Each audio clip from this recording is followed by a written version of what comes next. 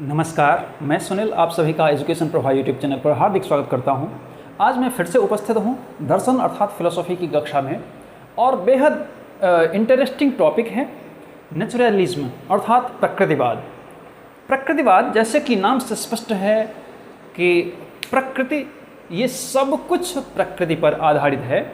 अगर हम सबसे पहले देखेंगे कि इसके प्रतिपादक कौन हैं, तो जो नेचुरलिज्म है अर्थात जो प्रकृतिवाद है, इसके जो प्रतिपादक हैं वो कौन हैं? रूसो और बाद में इनके सपोर्टर रॉस को भी माना जाता है। लेकिन ये सपोर्टर हैं, लेकिन मुख्य रूप से जो प्रतिपादक हैं वो रूसो हैं। अब रूसो का सबसे पहला एक कथन है कि शिक्षा का कार्यक्रम बच्चों का अधिकार पत्र है। क्या है? तो इनका कथन है कि शिक्षा का कार्यक्रम बच्चों का अधिकार पत्र है। शिक्षा का कार्यक्रम बच्चों का अर्थात बच्चे होते ही हैं कि वो शिक्षा ग्रहण करें, लेकिन इनकी जो शिक्षा थी वो संपूर्ण रूप से प्रकृतिवादी शिक्षा थी, प्रकृति पर आधारित थी, अर्थात दूसरे का किसी भी हस्तक्षेप को ये नहीं मानते। हाँ, अब अगर हम देखेंगे तो ये जो प्रकृतिवाद है वो हम इससे पहले जो पढ़े थे, हम आदर्शवाद पढ़े थे, आइडियलिज्म पढ़े थे। तो आइडियलिज्म और प्रकृतिवाद अर्थात नेचुरलिज्म, ये दोनों परस्पर क्या हैं? विरोधी हैं। अर्थात हम ऐसे कह सकते हैं कि कट्टर दुश्मन हैं, ऐसे हम कह सकते हैं। कौन? आदर्शवाद और प्रकृतिवाद।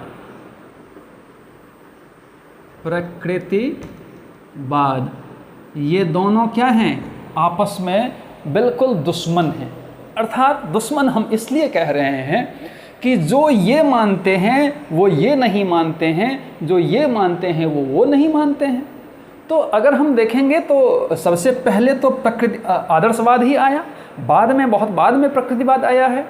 तो आदर्शवाद के बिल्कुल अपोजिट, बिल्कुल विरुद्ध जो दर्शन बना है वो आपका कौन सा बना है? प्रकृतिवादी दर्शन बना है, प्रकृतिवाद बना है।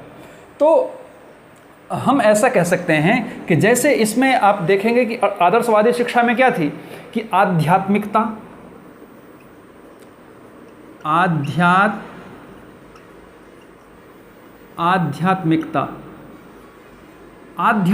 थी। इन्होंने आध्यात्मिकता को बिल्कुल एकदम से गलत माना है। अर्थात इन्होंने ईश्वर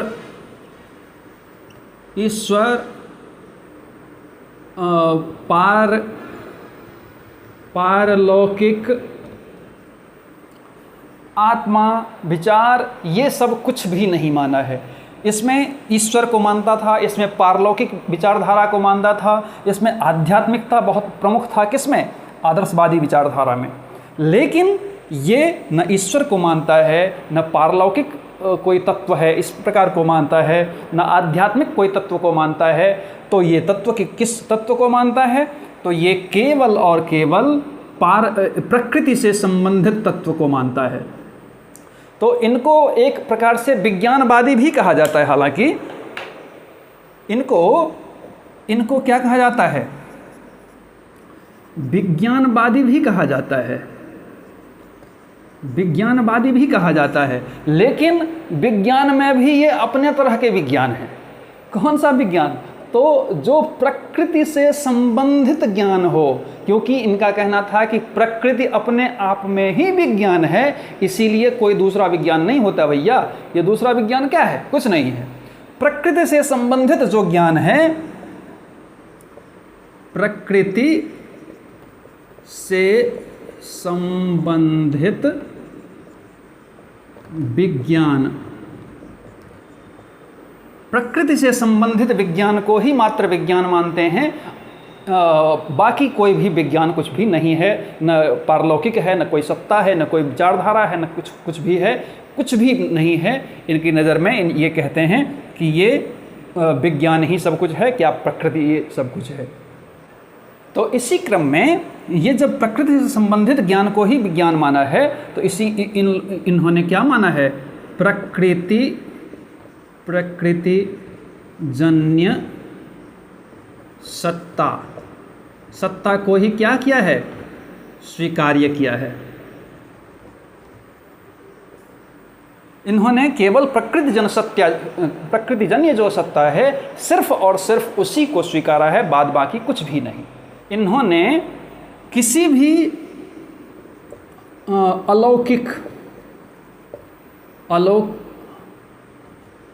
अलौकिक पक्ष को या सत्ता को नहीं स्वीकारा।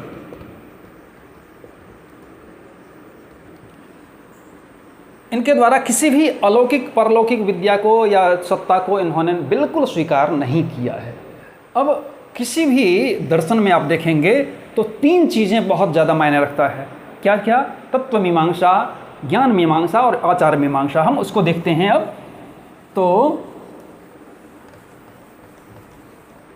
तीन चीज़ें होती हैं: तत्व मीमांसा, ज्ञान मीमांसा और आचार मीमांसा। अब तत्व मीमांसा, ज्ञान मीमांसा, आचार मीमांसा क्या है? तो तत्व मीमांसा में इन्होंने कहा कि प्राकृतिक तत्व जन्य सत्ता ही क्या है? तत्व मीमांसा है। प्राकृतिक तत्वजन्य सत्य अर्थात चूँकि इनकी जो प्रकृति है, क्योंकि आप जानते हैं कि तत्व मीमांसा हमेशा प्रत्यय होता है, उस दर्शन का प्रत्यय होता है, उसकी सोच होती है, उसकी सारी चीज़ें उसका प्रत्ययात्मक चीज़ें होती हैं। तो इन्होंने चूँकि प्राकृतिक को ही या प्रकृति को ही सब कुछ माना है, इसीलिए प्राकृतिक जन्य जो सत्ता है सिर्फ और सिर्फ वही क्या है? तत्व मीमांसा है। अब ज्ञान मीमांसा क्या है? तो प्रकृति से प्राप्त ही ज्ञान क्या है? ही ज्ञान सत्य ज्ञान है। अब इन्होंने कहा कि जो प्रकृति जो प्रदत्त ज्ञान है अर्थात प्राकृतिक वातावरण में जो हमें ज्ञान मिलता है, सिर्फ और सिर्फ वही ज्ञान क्या है? वास्तविक ज्ञान है, और वही सिर्फ ज्ञान सही ज्ञान है। बाकी चीज़ें तो ये दुनिया झूठी है। तो झूठी ज्ञान जो दुनिया जब है, तो झूठी दुनिया से हम सत्य ज्ञान की प्राप्ति कैसे कर सकते हैं? इसीलिए केवल और केवल जो प्राकृतिक वातावरण है, प्रकृति से प्रदत्त जो हमें ज्ञान मिलता है, सिर्फ और सिर्फ वही क्या है? ज्ञान है, वास्तविक ज्ञान है।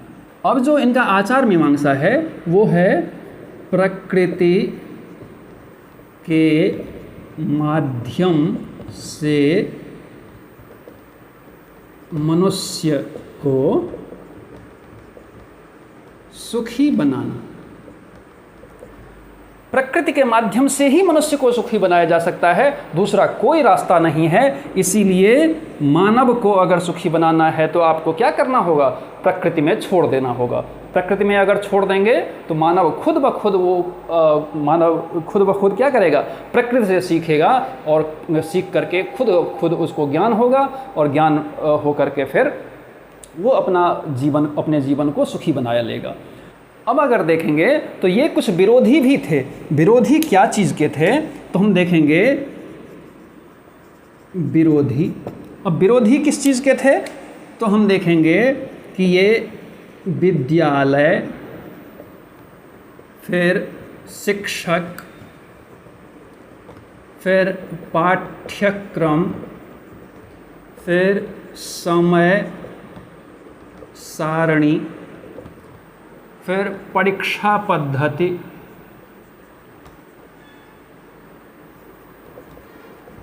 परीक्षा पद्धति, इन सभी चीज़ों के क्या थे, तो एकदम से विरोधी थे, एकदम नहीं चाहिए। अर्थात हमें भैया विद्यालय नहीं चाहिए। विद्यालय क्यों नहीं चाहिए? क्योंकि इन्होंने कहा कि विद्यालय कैसा है, तो अरे प्रकृति की गोद ही क्या है, विद्यालय है।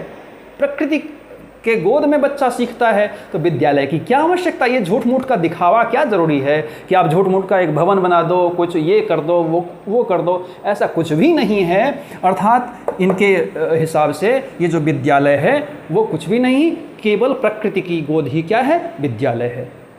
अब शिक्षक पर आते हैं, तो शिक्षक के बारे में इन्होंने कहा कि अरे भैया शिक्षक क्या है, ये प्रकृति ही तो शिक्षक है। तो इन्होंने कहा कि शिक्षक कौन है, तो प्रकृति ही एकमात्र शिक्षिका है। प्रकृति क्या है, एकमात्र शिक्षिका है, दूसरा कोई शिक्षक नहीं होता है। अब शिक्षक के बारे में इन्होंने बाद में कुछ डिसाइड किया और फिर बताया कि भैया ये शिक्षक जो हैं वो पर्दे के पीछे रहने वाले एक कलाकार हैं। क्या हैं? पर्दे के पीछे रहने वाले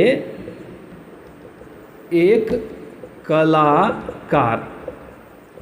और दूसरा भी आप ये नोट डाउन कर लीजिएगा कि इस शिक्षक में क्या कहा कि प्रकृति की गोद ही एकमात्र शिक्षिका। ठीक है, प्रकृति की गोद ही एकमात्र शिक्षिका है। कोई ये क्या है, अलग से कुछ भी शिक्षक नहीं हुआ करते हैं और न ही उनकी ज़रूरत है, क्योंकि वो क्या हैं, बाद में भी इन्होंने भी ये भी बाद में स्वीकारा है, बाद में इन्होंने स्टेटमेंट दिया है कि पर्दे के पीछे रहने वाले शिक्षक होते हैं जो कि एक कलाकार होते हैं। तो अब इसी के फिर आप पाठ्यक्रम देखेंगे तो विद्यालय का भी इन्होंने विरोध किया है, जैसे मैंने बताया कि प्रकृति की गोद ही विद्यालय है। फिर पाठ्यक्रम, तो पाठ्यक्रम जब विद्यालय ही नहीं है तो पाठ्यक्रम की क्या आवश्यकता। उन्होंने कहा कि भैया ये पाठ्यक्रम, ये दुनिया ही अर्थात प्रकृति ही पाठ्यक्रम है, उसी से वो सीख लेगा।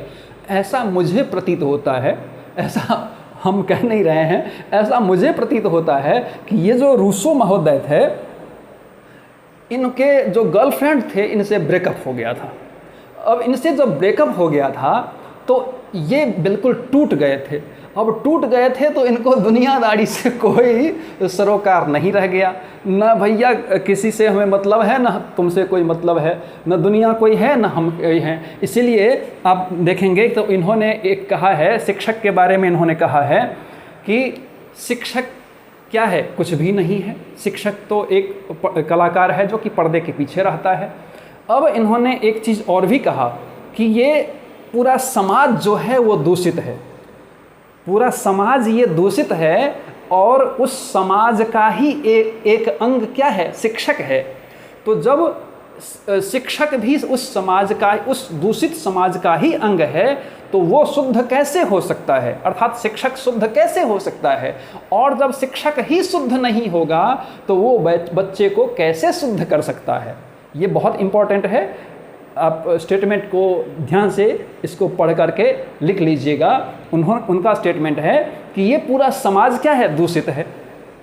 अब ये दूषित समाज का ही हिस्सा कौन है, शिक्षक है। और जब समाज ही दूषित है और शिक्षक भी समाज का ही एक अंग है, तो वो जब खुद ही दूषित है तो वो कैसे बच्चों को शुद्ध कर सकता है। इनका यहाँ तक स्टेटमेंट है। तो मुझे लगता है कि इनका बिल्कुल ब्रेकअप जब हो गया, इनका मन बेचारे का टूट गया, विचलित हो गए और फिर सोचे कि भैया ये प्रकृति ही कुछ बचा सकती है, अन्यथा की स्थिति में कुछ भी नहीं है। प्रकृति ही हमारा क्या है, गर्लफ्रेंड है। इन्होंने, मुझे लगता है कि प्रकृति को अपना गर्लफ्रेंड बना लिया और इसी पर इनका सब कुछ आधार है। अब ये मजाक की भाषा में मैं कह रहा हूँ, लेकिन ऐसा मुझे लगता है। अब फिर अगर पाठ्यक्रम की बात करें तो डेफिनेटली पाठ्यक्रम भी वही, भैया प्रकृति और सिर्फ प्रकृति ही सब कुछ है।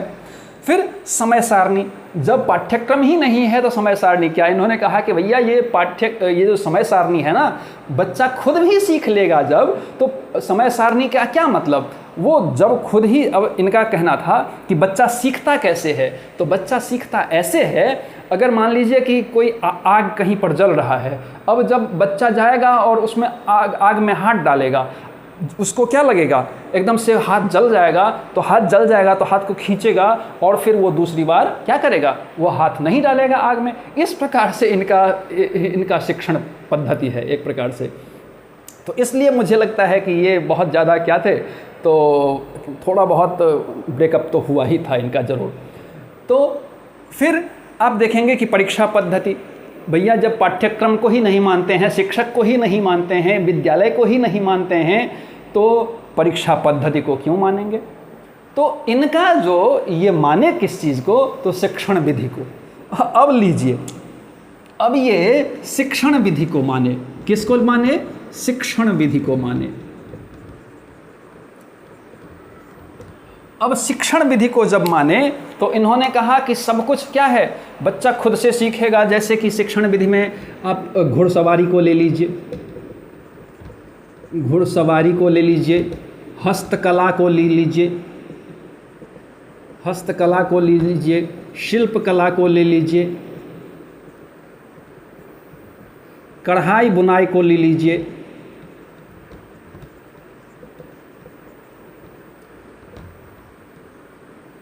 ठीक है। तो इस प्रकार से इन्होंने कहा कि भैया ये जो शिक्षण विधि है वो खेल खेल में वो सीखेगा, खुद करके वो सीखेगा। ऐसा कुछ नहीं है कि वो जब देखेगा खुद से टकराएगा और खुद सीख लेगा। अब इसके बाद जब शिक्षण विधि, अब थोड़ी सी हंसी इसलिए आती है क्योंकि भैया आपने क्या विद्यालय को भी नहीं माना, शिक्षक को भी नहीं माना, आपने फिर पाठ्यक्रम को भी नहीं माना, परीक्षा पद्धति को नहीं माना, आपने समय सारणी को नहीं माना, आपने उद्देश्य को भी नहीं माना है। क्योंकि आप देखेंगे कई बार परीक्षा में पूछी जाती है कि जो प्रकृतिवाद है, प्रकृतिवाद में सबसे महत्वपूर्ण क्या चीज़ है, शिक्षण विधि। ये ध्यान दीजिएगा, सबसे महत्वपूर्ण क्या चीज़ है, शिक्षण विधि। नेचुरलिज्म में सबसे ज़्यादा महत्वपूर्ण है और सबसे हीन जो है वो क्या है, उद्देश्य। उद्देश्यहीन तो है ही भैया, कोई उद्देश्यहीन है, ये बिल्कुल निरुद्देश्य हैं।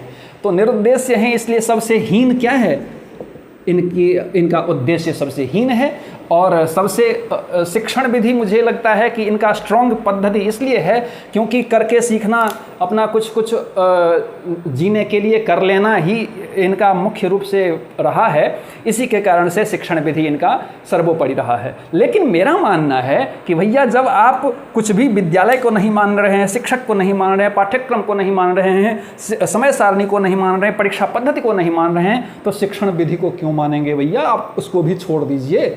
लेकिन इन्होंने माना है। अब इनका अनुशासन भी तो आता है। तो शिक्षक के बारे में हमने बात कर लिया। अब इसके बाद अनुशासन। अनुशासन तो अनुशासन के बारे में कहा कि भैया कोई अनुशासन कुछ भी नहीं है, अनुशासन तो खुद प्रकृति ही देती है। अर्थात कोई भी अगर गलत कार्य करेगा तो उसको मतलब सज़ा कौन देगा, तो प्रकृति देगी सज़ा। क्यों, कैसे, मान लीजिए कि कोई गलत कार्य किया है, तो गलत कार्य किया है तो उसको प्रकृति ही सज़ा देगी। अब प्रकृति सज़ा देगी तो इस पर बहुत ज़्यादा व्यंग्य हुआ है इनका और बहुत ज़्यादा विरोधाभास का सामना करना पड़ा है। वो इसलिए कि मान लीजिए कि अगर कोई आतंकवादी है, अब आतंकवादी है और अगर प्रकृति सजा देगी, कौन देगी, तो प्रकृति। अगर प्रकृति सजा देगी तो उसने क्या किया, एकदम से बहुत तूफान ला दिया, तूफान इतना कि भयंकर कि आदमी को उड़ा दे, ऐसा तूफान। अब ऐसा तूफान अगर प्रकृति के माध्यम से आया उसको, आतंकवादी को सजा देने के लिए, तो उस बीच में जितने भी निर्दोष व्यक्ति भी होंगे, क्या वो तूफान का असर उन सब पर नहीं पड़ेगा? ऐसा तो नहीं होगा कि भैया आप तो आतंकवादी हैं इसीलिए हम आपको तो मानेंगे नहीं, केवल हम आपको ही सज़ा देंगे, मारेंगे, लेकिन बाद बाकी जो निर्दोष हैं उनको हम कोई सज़ा नहीं देंगे। ऐसा होता है क्या? ऐसा बिल्कुल नहीं होता है। तो इसके रूप में इसका बहुत ज़्यादा व्यंग्य हुआ है। तो मुझे लगता है कि आज जो नेचुरलिज्म है बहुत कम समय में आप लोगों ने बेहतर ढंग से जाना होगा। इसी प्रकार से सीखने के लिए आप एजुकेशन प्रवाह यूट्यूब चैनल को सब्सक्राइब कीजिए, लाइक कीजिए, शेयर कीजिए, कमेंट कीजिए, क्योंकि कमेंट से हमारा उत्साहवर्धन होता है। और साथ ही बेल आइकन को जरूर प्रेस कीजिए ताकि आपको आने वाले सभी वीडियो आप तक पहुंचते रहे। धन्यवाद।